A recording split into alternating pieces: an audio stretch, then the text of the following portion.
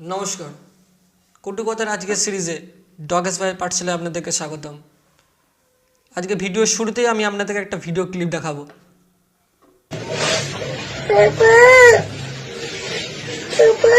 কি হলো, শিউরে উঠলেন? বিবেকটা নড়ে উঠল? জানেন উনি কে?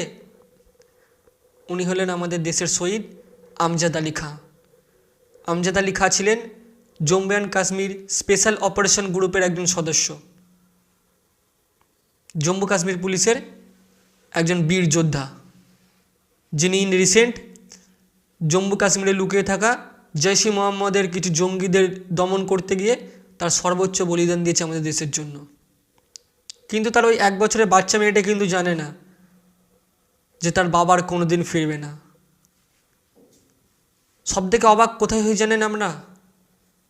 এই যে বীর শহীদ আমজাদ আলী খান আমাদের জন্য বলিদান দিলেন, 140 কোটি ভারতবাসীর মধ্যে থেকে এক্ষুনি কিছু ভারতবাসী বেরিয়ে আসবে, এসে বলবে টেরোরিজমের কোনো ধর্ম হয় না। সত্যিই তাই? অবশ্যই হয়। সত্যি কথা বলার বুকে সাহস রাখুন। টেরোরিজমের ধর্ম হয়, তাদের ধর্ম তারা পশু, তারা মানুষের মতো দেখতে হলেও তারা অসভ্য, তারা বর্বর, তারা অমানুষ। দয়া করে নোংরা রাজনীতিতে মেতে উঠবেন না। সচেতন থাকুন, দেশের স্বার্থে এগিয়ে থাকুন। নমস্কার।